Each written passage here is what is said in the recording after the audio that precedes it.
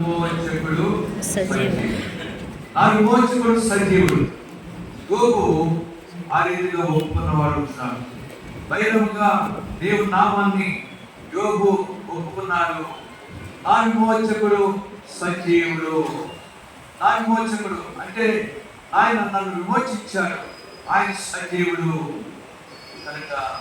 ఒకప్పుడు యేసుక్రీస్తు వారు ఆయన మరణించినాడు. మరణించిన తర్వాత మళ్ళా తిరిగి సజీవుడిగా లేచాడు. నేను మృతుడైనది కానీ ఇదిగో ఈ యుగంలో సజీవుడు. నా విమోచకుడు అనగా నన్ను రక్షించిన వాడు మరి సజీవుడు అనే విషయాన్ని యోబు బయలుపరిచాడు, ఒప్పుకున్నాడు. అలాగ మనమందరము పాపులము, పాపంలో జన్మించాము, పాపంలో జీవిస్తున్నాము. అలాంటి స్థితిలో మన ప్రభు ఈ లోకానికి మానవుడిగా వచ్చి సెలవులో మరణించి సెలవులో అమూల్యమైన రక్తాన్ని మార్చి చనిపోయి సమాధి చేయబడి తిరిగి మూడవ దినమున సజీవుడిగా లేచిన యేసు ప్రభువు ఆయన సజీవుడు, నా విమోచకుడు. అలాగే నన్ను విమోచించాడు.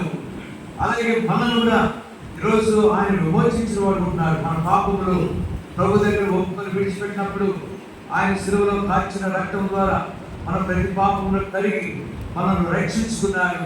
మన విమోచకుడుగా ఆయన చేయబడ్డాడు. నా విమోచకుడు సజీవుడు కనుక సజీవుడు అనే అనుభవాన్ని బట్టి ఈ ఉదయకాలం దేవుని మనము ఆరాధించాం. ఆ తర్వాత కీర్తనకారుడు దేవుడు ఒప్పుకున్నాడో బైబిల్ మనం జ్ఞాపకం చేసుకున్నాం. కీర్తన 121 మొదటి 2 వచనాలు. కీర్తన 121 కీర్తనకారుడు ఆయన ఎవరు ఒప్పుకున్నాడో మనం జ్ఞాపకం చేసుకున్నాం. 520 పాత నిబంధనలో పేజ్ నంబర్ 520 కీర్తన 121 1-2 వచనాలు. పట్టణ తట్టు నా కళ్ళెత్తున్నారు, నాకు సహాయం ఎక్కడి నుండి వచ్చును, యెహోవా వల్లనే నాకు సహాయము. సరే, ఇక్కడ మరి కీర్తనకారుడు మరి ఏమని ఒప్పుకున్నాడంటే నా సహాయకుడు, నా సహాయకుడు. కొండల తట్టు నా కళ్ళెత్తున్నారు, నాకు సహాయం ఎక్కడి నుండి వచ్చును, యెహోవా వల్లనే నాకు సహాయం కలుగును. అలాగా కీర్తనకారుడు ఎన్నో రీతిలుగా అవసరంలో ఉన్నప్పుడు మరి తనకు సహాయం అవసరంగా ఉన్నప్పుడు దేవుడు ఆయనకు సహాయం చేశాడు. కీర్తనకారుడికి సహాయం చేసిన దేవుడు ఈరోజు మన జీవితాల్లో కూడా అనేక పరిస్థితుల్లో మనకు సహాయం అవసరమై ఉన్నది. ఆ సహాయాన్ని అనుగ్రహిస్తున్నాడు. అందువల్లనే ఆయన మన సహాయకుడు, నా సహాయకుడు. నాకు సహాయం చేసిన దేవుడు ఎన్నో పరిస్థితుల్లో ఎన్నో అవసరంలో మరి నాకు సహాయం అవసరమైనప్పుడు ఆయన నాకు సహాయం చేశాడు. అలా యోబు ఏమన్నాడు, నా విమోచకుడు సజీవుడు. ఆ తర్వాత కీర్తనకారుడు ఆయన ఏమన్నాడంటే నా సహాయకుడు. మనకి ఈరోజు మనకు సహాయం చేసిన దేవుడిగా మనం కలిగి ఉన్నాం, నా సహాయకుడు. ఆ తర్వాత షద్రక్ మేషక్ అబేద్నెగో వారు ఏమని ఒప్పుకున్నారో బైబిల్లో మనం జ్ఞాపకం చేసుకున్నాం. దానియేలు గ్రంథం 3వ అధ్యాయం, దానియేలు గ్రంథం 3వ అధ్యాయం 17వ వచనం. 734 పాత నిబంధనలో పేజ్ నంబర్ 734. దానియేలు గ్రంథం 3వ అధ్యాయం 17వ వచనం. దానియేలు 3:17 మేము సేవించుచున్న దేవుడు వండుచున్న వేడిముల యజ్ఞగుండములో నుండి మమ్మల్ని తప్పించి రక్షించుటకు సమర్థుడు. కనుక షద్రక్ మేషక్ అబేద్నెగోలు రాజైన నెబుకద్నెజరుతో వారు సెలవించిన మాట ఏంటంటే మా దేవుడు సమర్థుడు, సమర్థుడు. మమ్మల్ని రక్షించుటకు యజ్ఞగుండం నుండి తప్పించి మమ్మల్ని రక్షించుటకు ఆయన సమర్థుడు, సామర్థ్యము కలిగిన దేవుడు. ఆయన అసాధ్యమైన ఏది లేదు. నువ్వు ఎంత అగ్నిగుండాన్ని ఎంత వేడి చేసినా చివరికి మేము పడవేయబడినప్పటికీ మా వెంటకు ఒకటైనా కాలిపోకుండా మేము అగ్నిగుండము నుండి బయటపడగలము. మా దేవుడు మమ్మల్ని రక్షించడానికి సమర్థుడు.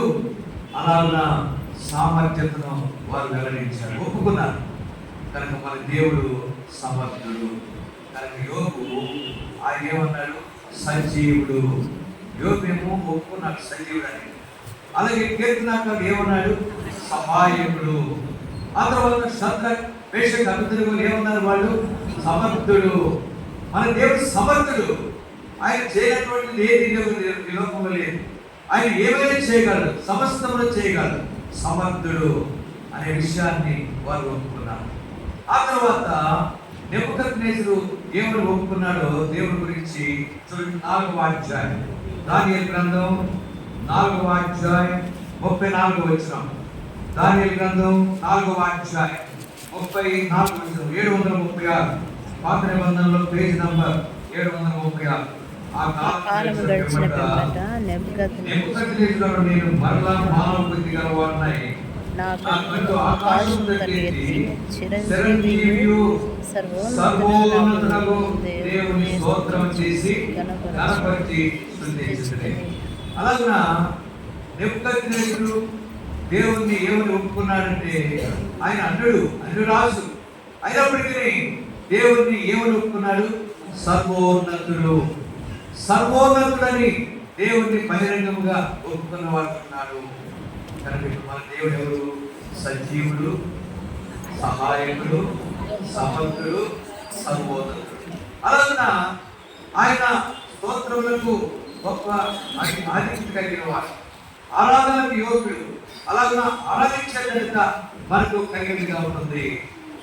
కనుక ఆయన సర్వోన్నతుడు, సర్వంలో ఉన్నతుడు అనే విషయాన్ని నెబుకద్నెజరు గుర్తించిన వారే ఆయన ఒప్పుకున్నాడు. సర్వోన్నతుడని బహిరంగంగా ఒప్పుకున్నాడు. మన దేవుడు సర్వోన్నతుడు, సర్వంలో ఉన్నతుడు. ఆయన లేదు, సర్వంటు లేదు. సర్వంలో ఉన్నవాడు ఉన్నతుడు. కనుక ఉన్నతమైన ఆశ్రయుడైన మన దేవుడు కనుక సర్వోన్నతుడు. మరియ ఆమె ఏమని ఒప్పుకున్నదో బైబిల్ మనం జ్ఞాపకం చేసుకున్నాం. లూకా సువార్త 1వ అధ్యాయం 49వ వచనం. లూకా సువార్త 1వ అధ్యాయం 49వ వచనం. కొత్త నిబంధనలో పేజ్ నంబర్ 50. లూకా సువార్త 1వ అధ్యాయం 49వ వచనం. సర్వశక్తిమంతుడు నాకు గొప్ప కార్యములు కనుక మరియ మన దేవుడిని ఏమని ఒప్పుకుంది? సర్వశక్తిమంతుడు నాకు గొప్ప కార్యములు చేసిన వాడు ఉంటున్నాడు. అలాగే మరియ జీవితంలో సర్వశక్తిమంతుడు గొప్ప కార్యములు చేసిన రీతిగానే మన జీవితాల్లో కూడా ఎన్నో గొప్ప కార్యములు ఆయన చేసిన వాడు ఉంటున్నాడు. వాటిని వివరించదని చెప్పుకుంటున్న అవి నా లెక్కలు. దేవుడు చేసిన గొప్ప కార్యములు, ఆయన గొప్ప కార్యములు, అద్భుతములు జరిగించే దేవుడు, సర్వశక్తిమంతుడు, సర్వశక్తి కలిగిన దేవుడు. ఆయన చేయలేనటువంటిది ఏది ఈ లోకంలో ఏది కూడా లేదు. ఆయన సమస్తమును చేయగలడు. సర్వశక్తి కలిగిన దేవుడు. అందుకని సర్వశక్తిమంతుడు నాకు గొప్ప కార్యములు. ఇది మరియ ఇచ్చిన సాక్ష్యం, ఒప్పుకున్నది బహిరంగముగా దేవుడి గురించి మరియ ఒప్పుకున్న విధానాన్ని మనం చదువుకున్నాం. సర్వశక్తిమంతుడు మన జీవితాల్లో కూడా ఎన్నో గొప్ప కార్యములు ఆయన జరిగిస్తూ వచ్చారు. వాటిని మనం జ్ఞాపకం చేసుకుని, ప్రభా నా జీవితంలో సర్వశక్తి కలిగిన దేవా ఎన్నో గొప్ప కార్యములు చేశావు, ఆ గొప్ప కార్యములు బట్టి నేను నిన్ను ఆరాధిస్తున్నానని చెప్పి దేవుడిని మనము ఆరాధించాలి. ఆ తర్వాత అపొస్తలుడైన పౌలు ఆయన ఏమని ఒప్పుకున్నాడో దేవుణ్ణి మనం జ్ఞాపకం చేసుకున్నాం. తిమోతికి రాసిన మొదటి పత్రిక 6వ అధ్యాయం. తిమోతికి రాసిన మొదటి పత్రిక 6వ అధ్యాయం 15వ వచనం. 193 కొత్త నిబంధనలో పేజీ నంబర్ 193. 1వ తిమోతి 6వ అధ్యాయం 15వ వచనం. శ్రీమంతుడును అద్వితీయుడునకు సర్వాధిపతి యుక్తకాలమునందు ఆ ప్రత్యక్షతను తర్వాత మన చదువున మాట్లాడండి. ఆ సర్వాధిపతి రాజులకు రాజును ప్రభువులకు ప్రభువునై ఉన్నాడు. కనుక అపొస్తలుడైన పౌలు యవనస్తుడైన తిమోతికి తిమోతికి మరి ఉత్తరం రాస్తూ మరి మన దేవుడి గురించి ఏమని ఒప్పుకున్నారు? సర్వాధిపతి, రాజులకు రాజును, ప్రభులకు ప్రభువును అయి ఉన్నాడు. కనుక సర్వాధిపతి ఇలాగున మరి సర్వంలో అధిపతి, ఆయన ఆధిపత్యం కలిగిన వాడు, సర్వంలో ఆధిపత్యం కలిగిన వాడు, సర్వాధిపతి అని అపొస్తలులైన పౌలు బహిరంగంగా ఒప్పుకున్నవాడు. ఈరోజు ఆ సర్వాధిపతి మన జీవితాల్లో కూడా ఎంతో కార్యం చేశాడు. ఆయన రాజులకు రాజును, ప్రభులకు ప్రభువునై ఉన్నాడు, సర్వాధిపతి. ఆ తర్వాత ప్రకటన గ్రంథంలో 24 పెద్దలు వారు ఏమని ఒప్పుకున్నారో బైబిల్ మనం జ్ఞాపకం చేస్తున్నాం. ప్రకటన గ్రంథం 11వ అధ్యాయం, ప్రకటన గ్రంథం 11వ అధ్యాయం 16-17 వచనాలు, 234 ప్రకటన నిబంధనలు పేజ్ నంబర్ 234. ప్రకటన గ్రంథం 11వ అధ్యాయం 16-17 వచనాలు. అంతటా దేవుని యొక్క సింహాసనాసీనులకు ఆ 84 పెద్దలు సాష్టాంగపడి దేవునికి నమస్కారం చేసి, వర్తమాన భూత కాలంలో ఉండు దేవుడైన ప్రభువా, సర్వాధికారి నీవే మహాబలము స్వీకరించి 24 పెద్దలు వారు ఏమని ఒప్పుకున్నారు? సర్వాధికారి అని వారు ఒప్పుకున్నారు. కనుక మన అంశం ఏంటంటే క్యాలెండర్ వాక్యం ఎబ్రీ పత్రిక 11వ అధ్యాయం 15వ వచనంలో ఆయన నామమును ఒప్పుకొనుచు జముమా ఫలము అర్పించుదము. కనుక ఆయన నామమును ఒప్పుకొనుచు. మరి మన పితరులు బైబిల్లో ఉన్న భక్తులు ఏమని ఒప్పుకున్నారో మనం జ్ఞాపకం చేసుకున్నాం. కనుక ఏ అక్షరం ద్వారా వారు ఒప్పుకున్నారు? సా అనే అక్షరం ద్వారా వారు చక్కగా మన దేవుణ్ణి వారు ఒప్పుకున్న అనుభవం, వివరించిన అనుభవం మనం జ్ఞాపకం చేసుకున్నాం. మొదట యోబు ఏమని ఒప్పుకున్నాడు? సజీవుడు, నా విమోచకుడు సజీవుడు. ఆ తర్వాత కీర్తనకారుడు ఏమని ఒప్పుకున్నాడు? సహాయకుడు. ఆ తర్వాత షద్రక్ మేషక్ అబేద్నెగోలు ఏమని ఒప్పుకున్నారు? సమర్థుడు.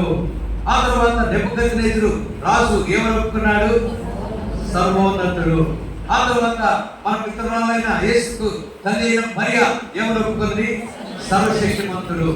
ఆ తర్వాత అపొస్తలులైన పౌలు ఏమని ఒప్పుకున్నాడు? సర్వాధిపతి. ఆ తర్వాత 24 పెద్దలు వారు ఏమని ఒప్పుకున్నారు? సర్వాధికారి. అందువల్ల ఈ ఉదయకాలం సజీవుడైన దేవుణ్ణి, సహాయకుడైన దేవుణ్ణి, సమర్థుడైన దేవుణ్ణి, సర్వోన్నతుడైన దేవుణ్ణి, సర్వశక్తి కలిగిన దేవుణ్ణి, సర్వాధిపతి అయిన దేవుణ్ణి, ఆ తర్వాత సర్వాధికారి అయిన దేవుణ్ణి ఆరాధించడానికి మనము వచ్చేవారు. కనుక ఈ శ్రేష్టమైన ఆధ్యాత్మిక అనుభవాలు కలిగిన దేవుణ్ణి ఆరాధించడానికి మనం వచ్చినట్టుగా మనం ఎంత ధైర్యం, అంత గొప్ప దేవుణ్ణి ఆరాధించడం అంటే సామాన్యమైన విషయం కాదు. అలాగున 11 నెలలు మనల్ని కాపాడి చివరి మాసంలో 12వ నెలలో డిసెంబర్ మాసంలో మొదటి ప్రభు దినమున ఆయన మన మధ్యన ఆయన సన్నిధికి మందిరానికి మనల్ని తీసుకుని వచ్చి ఆరాధించే ఘనత మనకు అనుగ్రహించారు. ఆయన నామమును తెలుసుకొని సహాయక్షం ద్వారా 7 విషయాలను మనం జ్ఞాపకం చేస్తున్నాం. ఆ 7 అనుభవాలను బట్టి, ఆయనకున్న నామమును బట్టి ఈ ఉదయకాలం దేవుని మనము ఆరాధన చేయాలి. దేవుని ఆరాధించక ముందు మనమందరం